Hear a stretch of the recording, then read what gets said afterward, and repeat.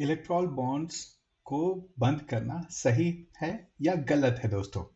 Supreme court ने कल अपने एक जजमेंट में कहा कि इलेक्ट्रॉल बॉन्ड्स जो है अनकॉन्स्टिट्यूशनल है और एसबीआई को कहा कि भाई आप जो है लिस्ट जारी कीजिए कि किसने कितना पैसा किस पार्टी को दिया है।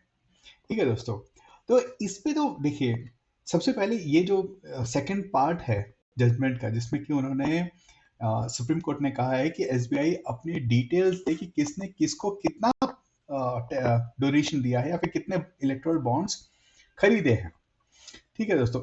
इस पे इस सेकंड जो पार्ट है इस पे मेरा एक सवाल है कि क्या जिस तरह से रेट्रोस्पेक्टिव टैक्स लगाना गलत है, उसी तरह से क्या डोनर लिस्ट या फिर जिन लोगों ने इलेक्ट्रॉल बॉन्ड्स खरीदे हैं वो बात सही है या नहीं सही है। क्योंकि जब उन्होंने ये इलेक्ट्रॉल बॉन्ड लिए थे तो उनके पीछे जो कानून जो था वो कानून ये कहता था कि भाई जो आप जो ये डोनेशन दे रहे हैं या फिर इलेक्ट्रॉल बॉन्ड खरीद रहे हैं, इसके तहत आपका जो नाम जो है वो कॉन्फिडेंशियल रहेगा, वो पब्लिक में नहीं जाएगा। और अभी सुप्रीम कोर्ट ने कहा है कि भाई ये जो डिटेल्स है या आप पब्लिक कीजिए। दोस्तों, इस पार्ट पे मुझे एक परेशानी है, क्योंकि भारत के अंदर दोस्तों पॉलिटिक्स ऐसे नहीं होती है कि जिस तरह से दूसरे कंट्रीज में लोग खुले में आकर जो है अपने डोनेशंस या फिर जो कंट्रीब्यूशंस होता है जो लीडर्स है उसके कैंपेन के लिए पैसे देते हैं। भारत में यहाँ पे एक पार्टी को सपोर्ट करना, और वो भी खुलकर सपोर्ट करना, बहुत ही एग्रेसिवली सपोर्ट करना, आपके लिए कभी कभी जान की जोखिम भी बन जाती है। उसका एक उदाहरण जो है आप ले लीजिए वेस्ट बंगाल से। वेस्ट बंगाल के अभी रिसेंट में जो असेंबली इलेक्शंस हुए थे, वहां पर जो भाजपा के जो सपोर्टर्स थे, जैसे ही वेस्ट बंगाल में ममता बनर्जी या फिर टीएमसी पार्टी जीती, उसके बाद उनके जो सपोर्टर्स थे, उनके जो कार्यकर्ता थे, उनको ढूंढ ढूंढ कर उनके घरों को जलाया गया। काफी सारी जगहों पर उनकी माँ बहनों के साथ बुरा व्यवहार किया गया। और यहाँ तक कि जो बीजेपी के सपोर्टर्स थे या फिर जिन्होंने बीजेपी को वोट दिया था, वो बंगाल छोड़कर वो आसाम में जाकर रिफ्यूजी बन गए। तो जब भारत में इस तरह की पॉलिटिक्स होती है, जहाँ पे कि अगर आप के बारे में पता है कि आप किसको डोनेशन दे रहे हैं, आप हमको डोनेशन नहीं दे रहे हैं, हाँ, तो भाई आपकी जान माल और साथ साथ में आपका बिजनेस पे भी बड़ा इफेक्ट पड़ सकता है। दोस्तों आज का वीडियो थोड़ा सा लंबा रहेगा, वीडियो को लाइक शेयर एंड सब्सक्राइब अवश्य करें। तो दोस्तों आइए कुछ डेटा जो है हमारे सामने पिछले 2-3 दिनों से जो आ रहे हैं, ठीक है। देखिए, सबसे पहले एक जो डेटा आ रहा है जिसको कि कांग्रेस और उनके जो सपोर्टेड जो चैनल्स हैं या न्यूज चैनल्स हैं वो कह रहे हैं कि भाई देखिए, सबसे ज्यादा जो इलेक्ट्रल बॉन्ड्स मिले हैं वो भाजपा को मिले हैं, वो है 54.78%। उसके तहत जो है भाजपा को करीब 6,566 करोड़ जो है 6,566 करोड़ जो है भाजपा को मिले हैं। उसी के तहत जो कांग्रेस है उसको 9% मिले हैं, यानी कि 1,123 करोड़। उसके बाद ऑल इंडिया तृणमूल कांग्रेस आती है, उसका है 1,092 करोड़, उसका है परसेंटेज है 9%, 9.11%। बीजेडी का 774 करोड़ का है। डीएमको को 616 करोड़ रुपए उनको इलेक्ट्रॉल बॉन्ड्स के थ्रू मिले हैं। बीआरएस भारत राष्ट्र समिति जो पहले टीआरएस के नाम से जानी जाती थी, उसको 912 करोड़, 900 राउंड फिगर आप कर लीजिए इन सब चीजों में, तो 913 करोड़। वाईएसआरसीपी जगन रेड्डी की जो पार्टी है उसको 383 करोड़, ठीक है। और उसी तरह से टीडीपी है 146 करोड़। तो अगर आप एक और बात पे देखिए, यहाँ पे एक बात तो जो सब लोग कह रहे हैं वो है कि भाजपा को सबसे ज्यादा 55% जो है लगभग उनको पैसे मिले हैं इलेक्ट्रल बॉन्ड्स के थ्रू। ये बात सही है, इसमें कोई दो राय नहीं है कि जो इलेक्ट्रल बॉन्ड्स जो खरीदे जा रहे हैं, अधिकतर जो पैसा जो है भाजपा को ही मिल रही है अगर आप एक अमाउंट के थ्रू लेंगे। लेकिन दोस्तों इसी डेटा में एक और एंगल छुपा हुआ है, और वो एंगल आप अगर आप देखेंगे तो वो एंगल है ऑल इंडिया तृणमूल कांग्रेस, ममता बनर्जी की जो पार्टी है, उसको मिला है 1093 करोड़। आप समझ रहे हैं? समझिए और बताता हूँ। बीजेडी को 774 करोड़ मिला है, डीएमके को 616 करोड़ मिला है, और बीआरएस को 912 और वाईएसआर को 382 करोड़ मिला है। तो इस बात में ये जो डेटा है दोस्तों, आप इसको समझिए, ये सारी की सारी रीजनल पार्टीज हैं, एक ही स्टेट में कॉन्सेंट्रेटेड पार्टीज हैं। उनको अगर इतना ज्यादा इलेक्टोरल बॉन्ड्स मिल रहे हैं, ठीक है, तो अगर ये इलेक्टोरल बॉन्ड्स अगर बंद हो रहा है, या फिर जो जो इनके जो डोनर के नाम अगर पब्लिकली रिलीज किए जाएंगे, तो भाजपा को कितना नुकसान होगा, और ये जो छोटी छोटी इलेक्टोरल पार्टीज है उनको कितना बड़ा नुकसान होगा। क्योंकि आप ये भी समझने की जरूरत है दोस्तों, एक पार्टी एक स्टेट में है और उसको इतना बड़ा कंट्रीब्यूशन मिल रहा है। दोस्तों, एक पार्टी ऐसी है जो कि ऑल इंडिया लेवल पे पार्टी, ऑल इंडिया लेवल की पार्टी है कांग्रेस। हर एक काफी सारे स्टेट्स में उनके सरकार है, लेकिन उनको जो कंट्रीब्यूशन मिल रहा है, वो कंट्रीब्यूशन मिल रहा है करीब 1120 करोड़ के करीब। तो उनका कंट्रीब्यूशन जो है, उनको जो कंट्रीब्यूशन जो मिल रहा है ना दोस्तों, वो तो कम मिल रहा है, वो ये बात समझने की जरूरत है। लेकिन जो दूसरी रीजनल पार्टीज है, जो स्ट्रांग पार्टीज है, जो भाजपा के साथ काफी अच्छे से कम्पीट कर रही हैं, उनको इससे बहुत ज्यादा मिल रहा है भाजपा के से जितना मिल रहा है। अगर आप इसी डेटा को, एक और डेटा मैं आपके सामने अभी लेके आने वाला हूं, वो ये डेटा है दोस्तों कि ये जो इलेक्ट्रोल बॉन्ड्स जो रिलीज किए गए हैं, है ना, उसमें भाजपा को जो टोटल भाजपा को जो मिल रहा है, ठीक है दोस्तों, भाजपा को जो जितना भी उनके पास डोनेशन आता है, जितना भी पैसा आता है उनका, वो पैसे का सिर्फ 52%, ठीक है, इलेक्ट्रोल बॉन्ड्स के थ्रू आ रहा है। आप समझ रहे हैं? मान लीजिए कि जो भाजपा के पास जो 6,500 या फिर 600 करोड़, आप राउंड फिगर ले लीजिए, तो ये उनका सिर्फ 52% है उनका जो टोटल, यानी कि मान लीजिए भाजपा के पास जो टोटल जो डोनेशन आए हैं, वो मान लीजिए अगर आप 13,000 करोड़ है, ठीक है, उसमें से 50, तो ये जो अमाउंट 52% है सिर्फ इलेक्ट्रोल बॉन्ड्स के थ्रू।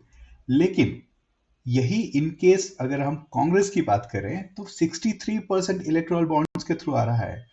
टीएमसी के पास 93%, जो उनका जो फंडिंग हो रहा है, वो इलेक्ट्रोल बॉन्ड्स के थ्रू हो रहा है। DMK 90%, BJT 90%, TRS 80%, YSRCP 72%। भाई, जो लोगों का जो फंडिंग इलेक्ट्रोल बॉन्ड्स के थ्रू 90% के ऊपर है, यानी कि जो उनको फंड्स दे रहे हैं, जो उनको फंडिंग कर रहे हैं, वो नहीं चाहते हैं कि भाई उनका नाम कभी भी पब्लिक में आए।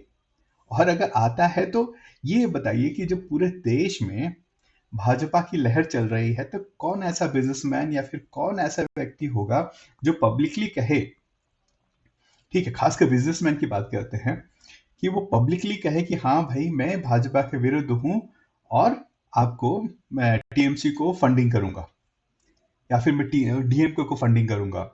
देखिए, जो बड़े बड़े बिजनेसमैन है, वो ये नहीं चाहेंगे कि भाई उनकी जो डिटेल्स जो है, जो सबके सामने आए, है ना। तो ये सोचने की जरूरत है कि ये इलेक्ट्रल बंद होने से परेशानी किसको कहाँ पे आने वाली है। तो भाजपा का तो आएगी, लेकिन भाजपा का सिर्फ 50% कंट्रीब्यूशन इलेक्ट्रल बॉन्ड्स के थ्रू आ रहा है। वही दूसरी जो पार्टीज है, जो स्ट्रांग पार्टीज है, जो कि बीजेपी को काफी अच्छे से रेजिस्ट कर रही है अपने अपने स्टेट्स में, उनकी फंडिंग तो 90% के करीब आ रही है आपके इलेक्ट्रल बॉन्ड से। तो ये एक सवाल है कि किसको ज्यादा नुकसान होगा, बीजेपी को या फिर रीजनल स्ट्रांग पार्टीज को, ठीक है। इसी के थ्रू दोस्तों एक और जो चीज है, एक और जो डेटा है, ठीक है, इन सारे पार्टीज के एमपी के, अगर आप ये जो पूरा कंट्रीब्यूशन को अगर आप देखें, और एक एमपी के अगेंस्ट में किस पार्टी को कितना एवरेज एवरेज जो है कंट्रीब्यूशन मिल रहा है, तो अगर आप भाजपा का देखें, तो भाजपा के 303 आपके जो उनके हैं एमपी हैं, तो उसके हिसाब से, उस डेटा के हिसाब से देखेंगे, तो भाजपा को 22, आप राउंड फिगर अगेन ले लीजिए, 23 करोड़ के करीब पर एमपी के हिसाब से मिल रहा है।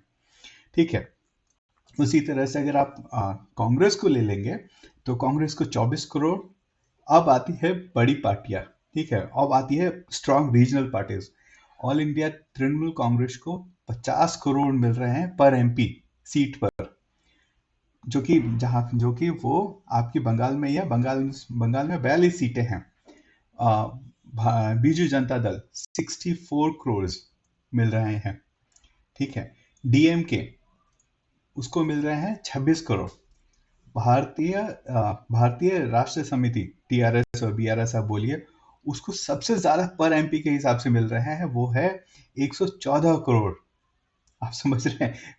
ठीक है। उसके बाद आप टीडीपी के पास आइए, टीडीपी को 73 करोड़ पर एमपी मिल रहे हैं। जबकि अगर आप आंध्रा में देखेंगे तो ऑलमोस्ट स्वीप कर दिया था जगन मोहन रेड्डी ने और उनकी पार्टी ने। उसके बाद भी आप टीडीपी वाले को, चंद्रबाबू नायडू को 73 करोड़ का डोनेशन मिल रहा है। कौन कर रहा है डोनेशन? ये अब डिटेल्स एसबीआई रिलीज करेगी। क्या ये सही है? जो बिजनेसमैन, जिन लोगों ने अपना जो वेट जो है टीडी के पीछे डाला, हो टीडीपी के पीछे डाला, ठीक है, या फिर बीआरएस के पीछे डाला। अभी तो आपका तेलंगाना में पार्टी भी बदल गई है, वहां पर अब तो क्या बोलते हैं, कांग्रेस की आ गई है। तो अब तो जिन लोगों ने दिया है डेटा, ठीक है, जिन लोगों ने पैसा दिया है, अब वो पब्लिकली होगा। अब वहां पर सरकार कांग्रेस की है, तो कांग्रेस क्या ऐसा नहीं, उनके हाथ मरोड़ नहीं सकती कि भाई तुमने उतना दिया था, कम से कम मुझे डबल दो, है ना? तो क्या उनके बिजनेस इंटरेस्ट या फिर उनके जो पॉलिटिकल इंटरेस्ट या फिर उनका जो जैसे मैं बोल रहा हूँ, जैसे मैंने पहले भी वेस्ट बंगाल का एक उदाहरण दिया था, लेटेस्ट था इसीलिए दिया था, कि वहां पे भारत में इस तरह से पॉलिटिक्स या फिर इस तरह से लोगों को टारगेट किया जाता है ना दोस्तों?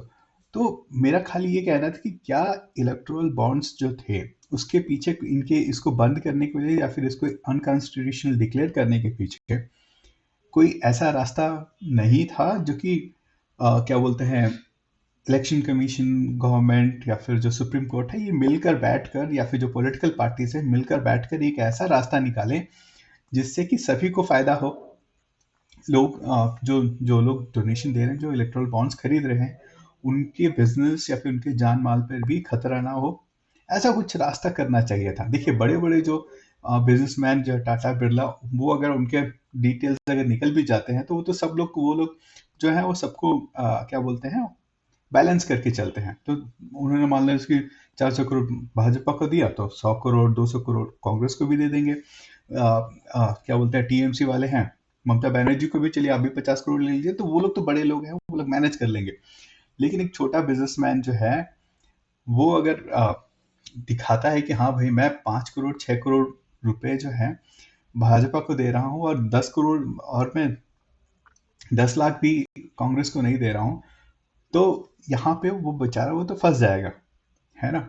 तो इस देखिए मेरा तो यही था कि कहना है कि शायद से सुप्रीम कोर्ट को इसको कंप्लीटली अनकॉन्स्टिट्यूशनल कहकर नहीं करना चाहिए था। शायद उनको बताना चाहिए था कि देखिए इसके बीच में कोई एक रास्ता निकालने की एक ज़रूरत है दोस्तों।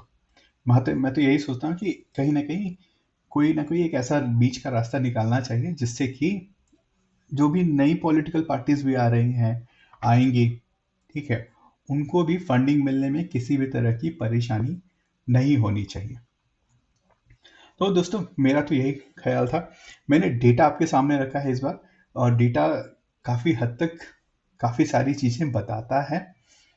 तो दोस्तों अभी के लिए बस इतना ही। अगर वीडियो आपको अच्छी लगे तो वीडियो को लाइक, शेयर एंड सब्सक्राइब अवश्य करें दोस्तों। बहुत बहुत धन्यवाद। फिर मिलते हैं किसी नई वीडियो के साथ। धन्यवाद दोस्तों।